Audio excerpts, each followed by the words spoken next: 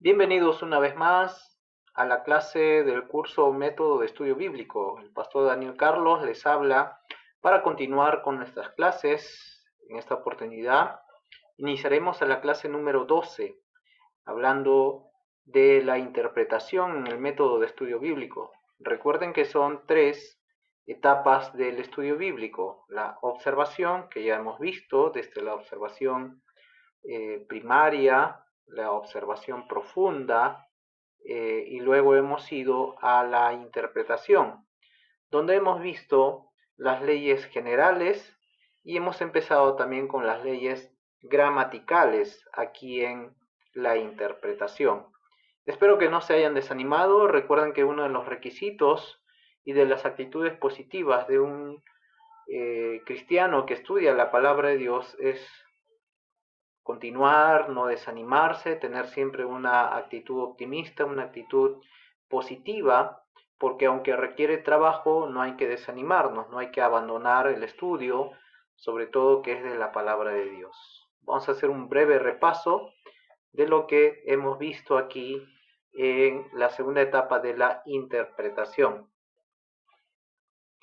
En las leyes gramaticales hemos visto que se debe interpretar en una forma literal, a menos que el texto nos esté mostrando otras formas, que lo vamos a ver a continuación. Pero la primera nos decía que hay que interpretar de manera literal, es decir, dar a cada palabra su significado básico, exacto, que se le daría en su uso normal. Eso no quiere decir que no existe el lenguaje figurado, sí, como el metafórico y otros más. Pero mientras no se presentan esas figuras literarias, hay que interpretar de manera literal.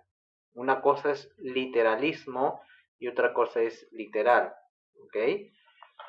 También hemos visto que hay que respetar la historia en el que fue escrito, ¿no? Hay que investigar las costumbres, las metáforas que se usaban en ese tiempo, las comparaciones que los maestros, los que enseñaban, usaban para enseñar a quienes escribían, ¿no? Eh, ya que para estudiar las metáforas o entender las metáforas se debe estudiar el objeto comparado, ¿no? Hemos visto el ejemplo de Cantares en el capítulo 1, el versículo 5. También hemos visto que se debe, punto número C, respetar las reglas gramaticales, ¿no? Como algunas en especial que son palabras de conexión, que lo hemos visto, también se acuerdan en la etapa de la observación profunda, los conectores o los conectivos lógicos, ¿no? Y aquí también palabras de conexión como el y, que une o añade una idea, el por qué, que nos da la razón, el para qué, que nos marca el propósito, y el por lo tanto, que indica una consecuencia. Esto lo pueden verificar con varios ejemplos, sobre todo en los videos anteriores, hablando de la observación profunda. Vamos a continuar entonces en el punto D, que se debe respetar los recursos literarios, que ya hemos empezado a dar algunos ejemplos, ¿no? O también llamadas figuras de dicción o lenguaje figurado, que vamos a encontrar en la Biblia como en cualquier otro escrito también, ¿no? Algunas figuras más comunes que hemos mencionado ha sido las preguntas retóricas, que Pablo, por ejemplo, lo va a usar mucho y en otros pasajes también del Antiguo Testamento. Y hemos dicho que las figuras o las preguntas retóricas, que es un recurso literario, que cuando se formula una pregunta no se hace con el propósito de recibir una respuesta, es decir, en el caso del apóstol Pablo hace una pregunta no para que le respondan, sino que eh, la, es la forma de afirmar o negar algo, ¿no? Hemos visto los ejemplos en Santiago, cuando habla a los ricos, allí, y hemos visto otros ejemplos que hemos mencionado. Cuando esa pregunta retórica se hace de manera o de forma positiva, exige un no. como cuando Pablo pregunta en Romanos, ¿no? ¿Pecaremos para que la gracia abunde? No está esperando una respuesta, sino él mismo contesta, dice, no, de ninguna manera. Esto ya lo hemos visto y pueden repasar en la lección anterior. Cuando se pregunta en forma negativa, exige exige un sí, ¿no? Y ahí están los ejemplos que hemos visto en Hechos, en Isaías, en Romanos y en Santiago. Y se pregunta quién, la respuesta es nadie, ¿no? ¿Quién nos separará? Y da una lista, ¿no? Y nadie nos puede separar del amor de Cristo, dice en Romanos. Y si la pregunta es ¿dónde? La respuesta es en ningún lugar. ¿Dónde está o muerte tu aguijón, por ejemplo, ¿no? Entonces hasta ahí hemos avanzado con las preguntas retóricas en las figuras, los recursos literarios, las preguntas retóricas. Usted se va a encontrar, si es que está estudiando la palabra de Dios, este tipo de preguntas y hay que identificar si son preguntas retóricas. Vamos a continuar entonces con la segunda recurso literario, es el antropomorfismo. ¿Qué es el antropomorfismo? Significa en forma humana, antro, humano, morfismo, figura, ¿no? Forma. En forma humana, y esto es un recurso que se utiliza para explicar algo acerca de Dios. Cuando se quiere explicar algo acerca de Dios, se usa este antropomorfismo, ¿no? Esta figura humana que se le aplica a Dios, usando palabras entendibles para que nosotros podamos captar la idea de lo que se está diciendo en el texto, en el pasaje. Obviamente esto no solamente lo encontramos en la lectura bíblica, en la literatura bíblica, sino también incluso en otras literaturas, ¿no? Pero hay que conocer lo que es el antropomorfismo como recurso literario. El ejemplo más conocido es cuando leemos en 1 Samuel 13:14, cuando dice, mas ahora tu reino, le está diciendo Samuel a Saúl, no será duradero. Jehová se ha buscado un varón conforme a su corazón, al cual Jehová ha designado para que sea príncipe sobre su pueblo, por cuanto tú no has guardado lo que Jehová te mandó. Y ahí encontramos el antropomorfismo, ¿no? Cuando dice conforme a su corazón. Dios tiene un corazón como el de nosotros. No, esta es una forma, un recurso literario llamado antropomorfismo, ¿no? Se está usando esta forma humana, hablando del corazón del hombre, aplicándolo a Dios. No porque Dios tenga en sí mano, corazón, ojos, pies, sino para que sea entendible de la idea que está expresando el autor.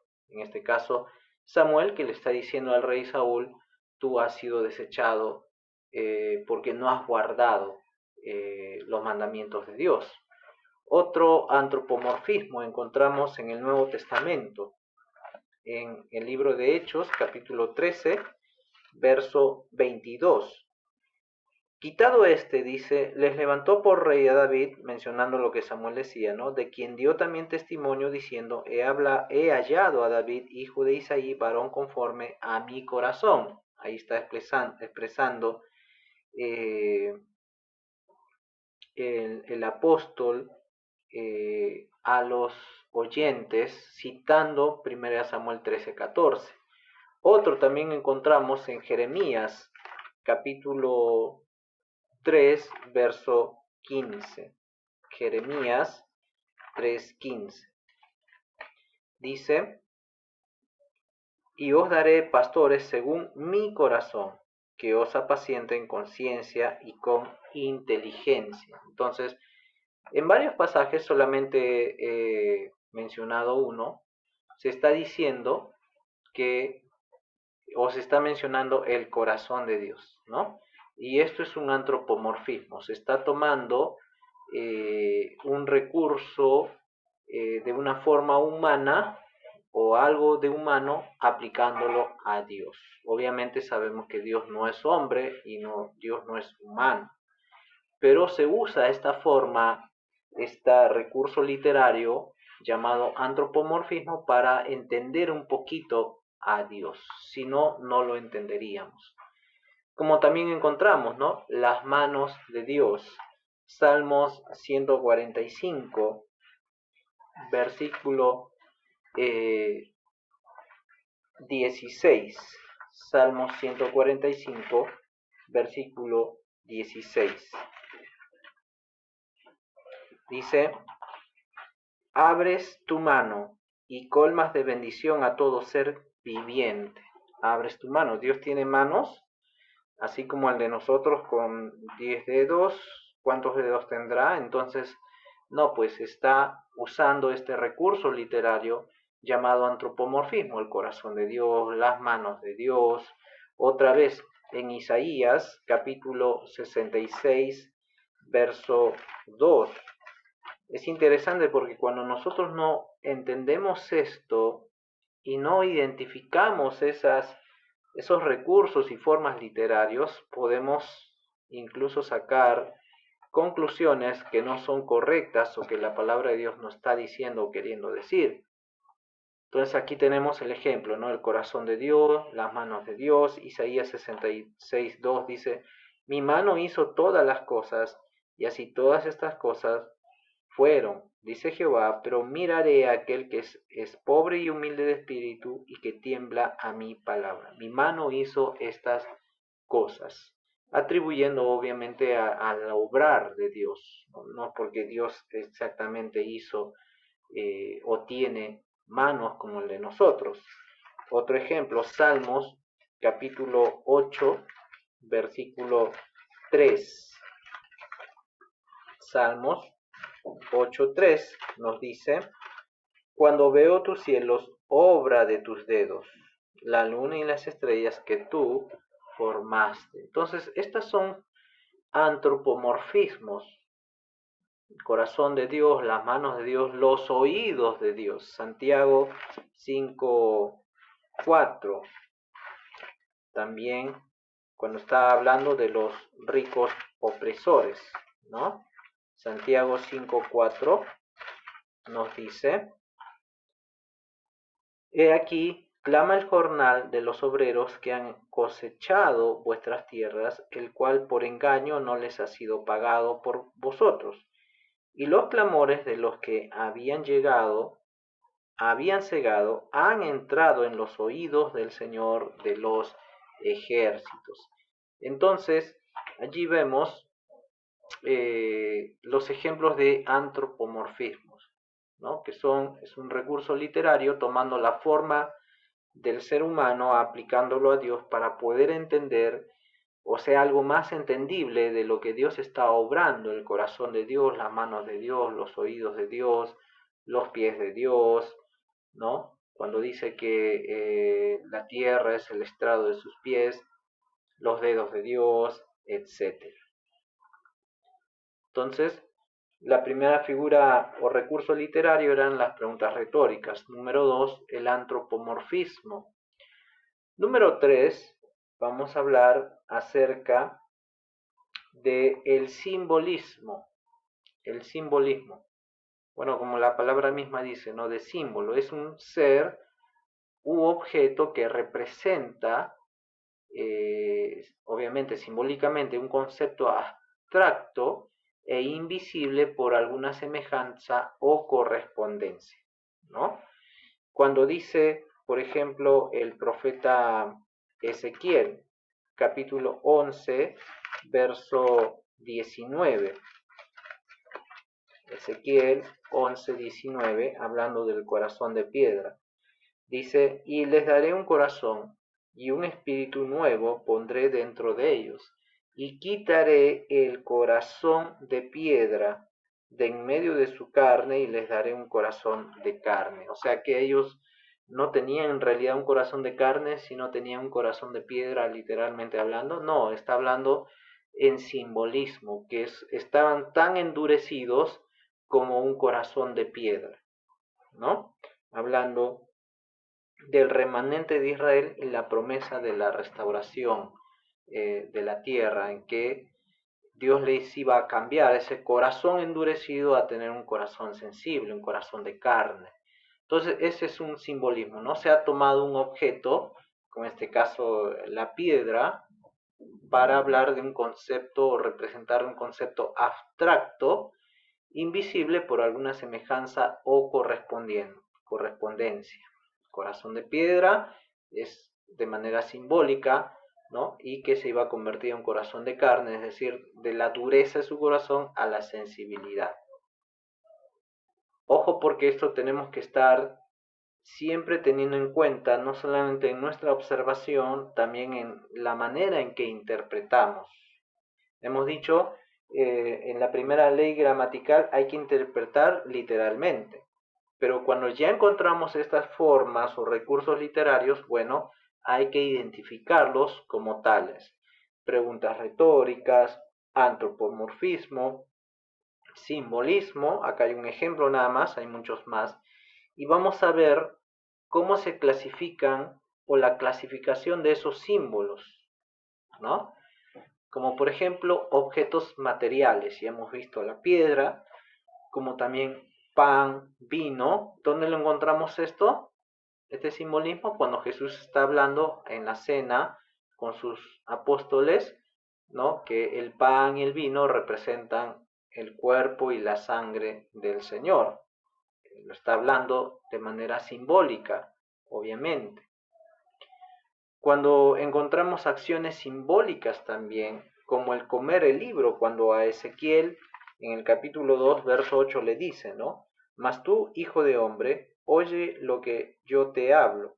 No seas rebelde contra la casa rebelde, abre tu boca y come lo que yo te doy. Y miré y aquí una mano extendida hacia mí y en ella había un rollo de libro. Y lo extendió delante de mí y estaba escrito por delante y por detrás y había escritas en él endechas y lamentaciones y ayes. Come lo que yo te doy, hablando del rollo, hablando del libro, ¿no? Entonces es una acción simbólica el comer el libro, no es que literalmente agarró el rollo y se lo comió, ¿no? Y se lo tragó y hasta su vientre, hasta sus entrañas, no, es una acción simbólica, lo que se le está diciendo al profeta. Otro, también otra clasificación de símbolos es por números simbólicos. Ojo, no numerología, la numerología es otra cosa, ¿ok?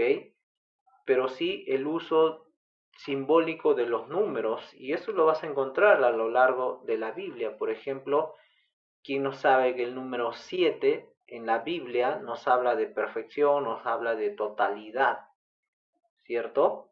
Desde los 7 días de la semana en el que el Señor Dios Todopoderoso trabajó 6 días y el séptimo lo santificó para poder apreciar y descansar ese día, apreciando su creación, ¿no? El mensaje a las 7 iglesias, eh, 7 veces que rodearon a Jericó y 7 veces que tocaron, siempre vamos a ver 7 en la Biblia.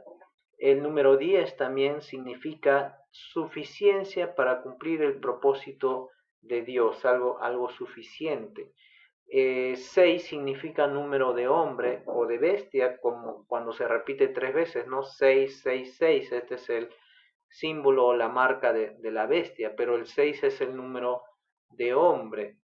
Hay otro número que también me viene a la mente, el 40. El 40 me habla de cuando se cumple un ciclo de algo, por ejemplo, 40 años en el desierto, ¿no? 400 años esclavos en Egipto, 40 años de Moisés en Egipto, 40 años en el desierto y 40 años llevando por el desierto al pueblo de Israel, ¿no? 40 años como pastor y 40 años como líder del pueblo de Israel. Entonces, no numerología, pero sí los símbolos numéricos que encontramos en la Biblia. También otra clasificación de símbolos son los colores simbólicos, sobre todo cuando vemos eh, en el libro de Números o de Levítico, cuando se le da a Moisés en Éxodo mismo también, eh, los materiales para el tabernáculo, ¿no? Eh, y se dan materiales de oro, de bronce, de plata, de madera, y aún los colores, ¿no? De, de todo lo que iba a constituir en el tabernáculo, como por ejemplo blanco siempre va a significar pureza. Los sacerdotes tenían que vestir de lino fino, blanco, ¿no? Púrpura, que nos habla de majestad y de realeza. Negro, que siempre nos representa impureza o pecado. Y otros más, como el oro, por ejemplo, ¿no? Nombres simbólicos también encontramos, por ejemplo, Esaú se nos dice que simboliza al hombre carnal, Jacob simboliza al hombre de fe, Sara simboliza a la libertad, no a la esclavitud, ¿no? Agar sí a la esclavitud, y así, ¿no?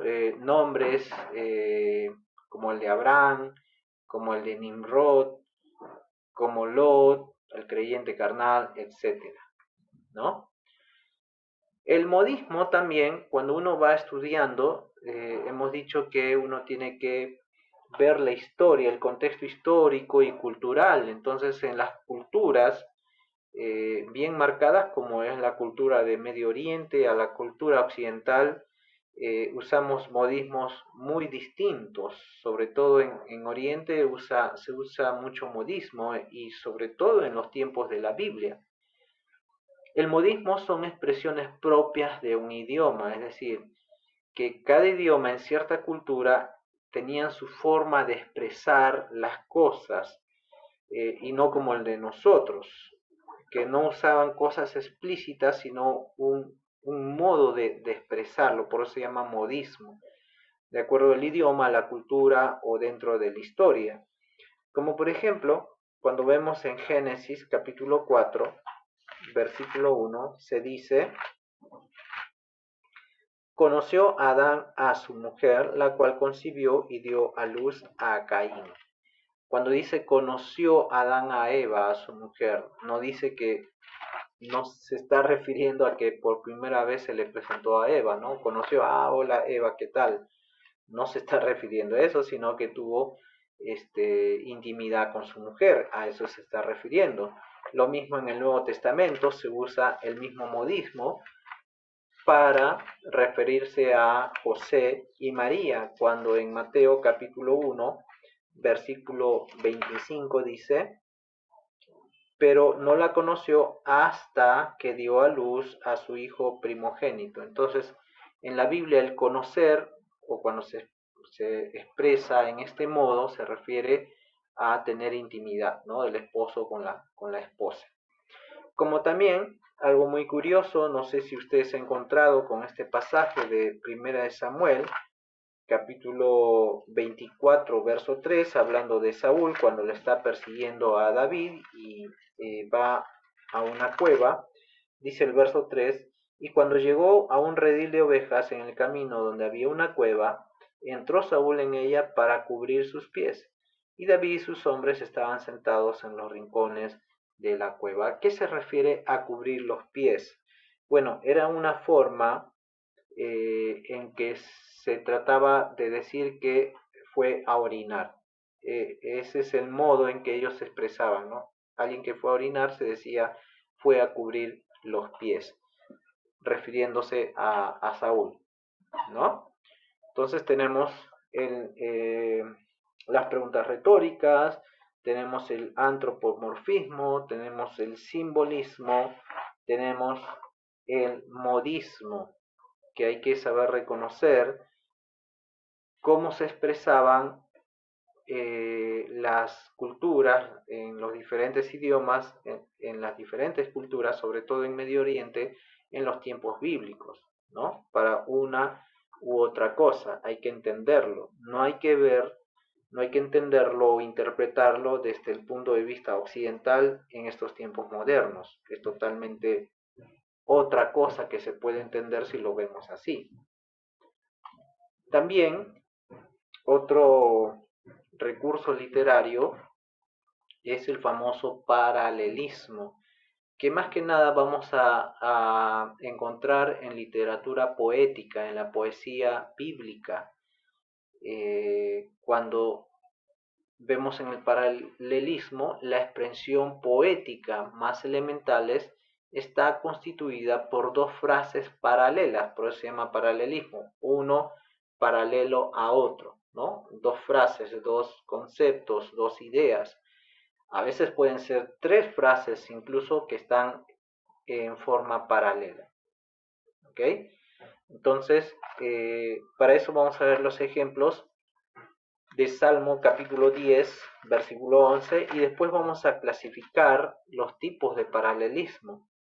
Como digo, esto más que nada usted lo va a encontrar en la literatura bíblica, en la sección de la poesía bíblica, cómo se usaba en el Antiguo Testamento, como Salmos 10:11 dice en su corazón, Dios ha olvidado, ha encubierto su rostro, nunca lo verá. A eso llamamos un paralelismo. Vamos a explicar con otros ejemplos más. Cuando en Isaías capítulo 1, versículo 3 también se expresa de la siguiente manera. 1:3. El buey conoce a su dueño y el asno el pesebre de su señor. Es una idea paralela a la siguiente idea. Israel no entiende, mi pueblo no tiene conocimiento, ¿no? Entonces ahí son ideas paralelas, por eso se llama paralelismo. O este famoso verso que todos memorizamos, Salmo 119, versículo 105. Lámpara es a mis pies tu palabra y lumbrera a mi camino. Es la misma idea, ¿no? Lámpara a mis pies, lumbrera a mi camino es tu palabra. A eso llamamos paralelismo, que se van a clasificar en los siguientes tipos de paralelismo, que son los siguientes. Tenemos el paralelismo sinónimo, que va a expresar dos veces la misma idea en forma de sinónimo, ¿no? En forma parecida o idéntica, eso significa sinónimo, ¿no? Con palabras distintas, pero o sea, va a decir lo mismo o algo idéntico o parecido, pero en otras palabras. Como por ejemplo, ya que estamos en Salmos, capítulo 15, versículo 1. Jehová, ¿quién habitará en tu tabernáculo? Y otra vez pregunta, ¿quién morará en tu monte santo? Tabernáculo donde Dios habita o el monte santo donde Dios habita se está refiriendo dos veces. Entonces, estas dos frases están en forma paralela, pero en forma sinónima, en forma semejante o parecida. Jehová, ¿quién habitará en tu tabernáculo? Y la segunda idea, Jehová, ¿quién morará en tu monte santo? Está diciendo lo mismo, ¿no? A eso se llama paralelismo sinónimo. El Salmo 148, versículo 1. Salmo 148, 1. También vamos a ver este ejemplo de paralelismo sinónimo. Alabad a Jehová desde los cielos, alabadle en las alturas. Entonces, está diciendo lo mismo, en los cielos, en las alturas, hay que alabar a Dios. Está repitiendo lo mismo, pero en otras palabras. A eso llamamos paralelismo sinónimo. O, ni qué decir el ejemplo del último Salmos, el 150, ¿no? Alabad a Dios en su santuario, alabadle en la magnificencia de su firmamento. Y ahí los demás versos que llaman a la alabanza a Dios con los instrumentos, ¿no? De música. Entonces, paralelismo sinónimo, también vamos a tener el paralelismo antitético. se establece por oposición o contraste, o sea, va a decir lo contrario de dos ideas o dos imágenes. Una idea y la segunda va a ser un contraste o un opuesto a la primera idea. De ideas o de imágenes, puede ser. Estamos ahí en Salmos, el capítulo 37, el verso 22. Salmos 37, 22.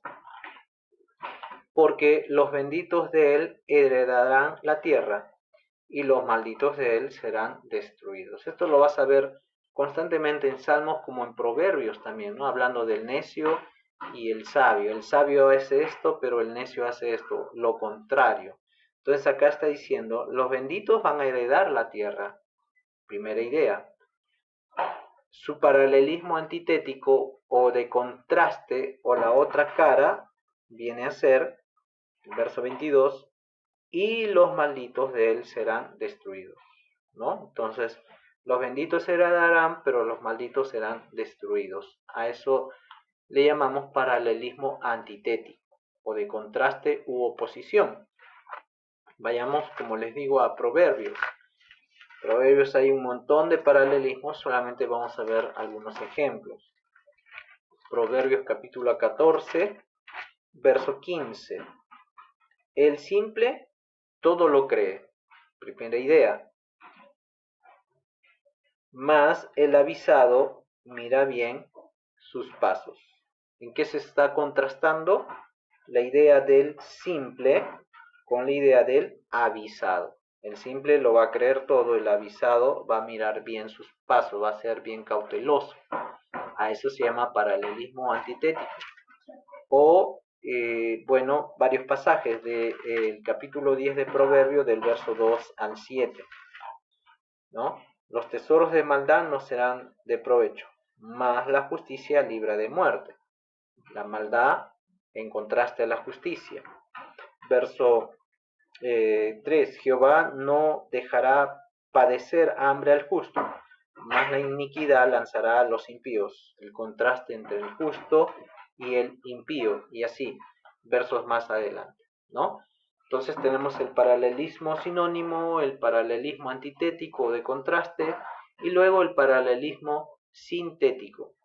La segunda expresión, hay una primera expresión, y la segunda expresión va a continuar la idea, o lo va a completar, lo va a explicar, o termina de expresar el pensamiento de la primera idea. Es decir, la primera idea y la segunda lo completa, lo explica o lo termina a la primera idea. Cuando encontramos este famoso pasaje de Salmo 23.1, ¿no? Que dice, Jehová es mi pastor. La primera línea o la primera idea, nada me faltará, lo completa. El capítulo 73 de Salmo 77, el verso 13, 77:13.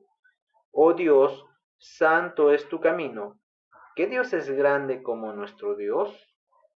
También ahí encontramos paralelismo sintético. El capítulo 107, versículo 5. Hambrientos y sedientos, su alma desfallecía en ellos, ¿no? O sea, está terminando la idea, o está expresando, o lo está explicando. Proverbios 10:26. 10:26. Como el vinagre a los dientes y como el humo a los ojos, primera idea, así es el perezoso a los que le envían. Paralelismo sintético. Primera idea, el vinagre a los dientes y humo a los ojos. La siguiente frase lo expresa, lo completa, lo explica. Así es el perezoso a los que lo envían. Capítulo 25 de Proverbios, verso 14. Como nubes y vientos sin lluvia. Primera idea. Ahora lo explica la segunda idea. Así es el hombre que se jacta de falsa liberalidad. Verso 28, el mismo capítulo.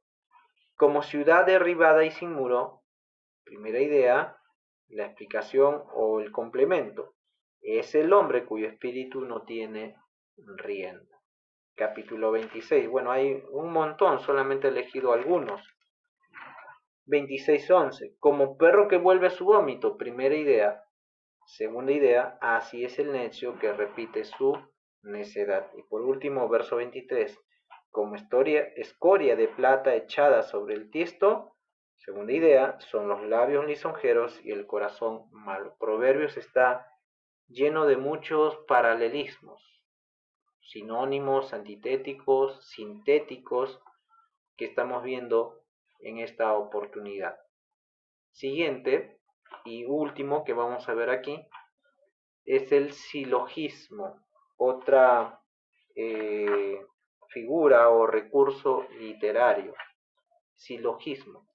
El silogismo es un argumento formado por tres proposiciones, la última de las cuales, la última proposición, se deduce o es la consecuencia de los otros dos. Para eso vamos a ver solo un ejemplo en Santiago 1:23. Recuerden, tres ideas y la tercera lo deduce o es la consecuencia de los otros. Santiago 1:26. Si alguno se cree religioso entre vosotros, primera proposición, y no refrena su lengua, segunda proposición, sino que engaña su corazón, consecuencia, la religión del tal es vana. Entonces ahí vemos un ejemplo de silogismo, ¿no? Hay tres proposiciones, la tercera va a concluir, va a deducir o es la consecuencia de los otros dos. Bueno, ya que estamos en esta diapositiva, vamos a ver algo fácil, digamos, de identificar: la repetición, ¿no? Cuando hay una frase que se está repitiendo constantemente, quiere decir que el autor nos quiere enfatizar algo, quiere enfatizar o realizar la enseñanza o el mensaje importante mediante esa repetición. Como por ejemplo, es bien claro cuando leemos Eclesiastés, hay una frase que se va repitiendo constantemente. ¿Cuál es? La frase vanidad de vanidad, o vanidad de vanidades, ¿no? 40 veces se repite en el libro de Eclesiastés. Y eso es lo que quiere realzar o enfatizar el autor de Eclesiastés, que es Salomón, que hay vanidad debajo de este sol cuando no se tiene a Dios en cuenta. Por eso es importante cómo termina este libro. No les voy a decir, ya ustedes mismos estudien e identifiquen el propósito de este libro de Eclesiastés, pero aquí identificamos la frase que se repite 40 veces: vanidad de vanidades. Como encontramos en el Salmo 136, ¿no? Lo que se va a repetir es lo siguiente: alabad a Jehová porque Él es bueno, porque para siempre es su misericordia. Y eso es que se va a repetir. Verso 2, alabad al Dios de los cielos, porque para siempre es su misericordia. Y a lo largo de todos estos 26 versículos se va a repetir esa misma idea. ¿Qué quiere enfatizar? Que Dios es, su misericordia es para siempre y debemos alabarle por su misericordia. ¿Hay más? Vamos a llegar hasta 17 recursos literarios, pero hasta aquí vamos a llegar al número 7, que es la repetición. Repasemos. El primero hemos visto las preguntas retóricas. Segundo, antropomorfismo. Tercero, simbolismo. Cuarto, el modismo. Quinto, el paralelismo. Sexto, el silogismo. Y 7, la repetición. Hay muchos más, por supuesto que hay muchos más. Pero hasta aquí vamos a llegar y espero que ustedes puedan aprender, recordar, repasar y recuerden esto, aplicar en el punto, en la fase de interpretación en su estudio bíblico de la palabra de Dios. Así que continúe, voy a estar subiendo este video y otros más hasta terminar este método de estudio bíblico, estas clases.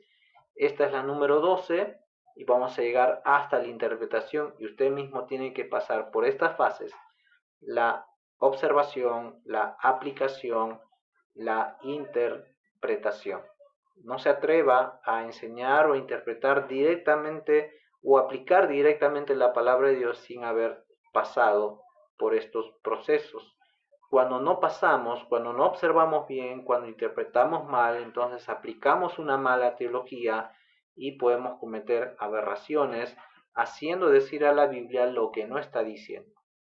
Así que pongamos todo nuestro esfuerzo para estudiar correctamente la palabra de Dios. Su servidor siempre va a estar dispuesto para acompañarles, para estar juntamente con ustedes. Que Dios les bendiga y gracias a Él mismo, a Dios, por esta oportunidad de poder compartir. Bendiciones.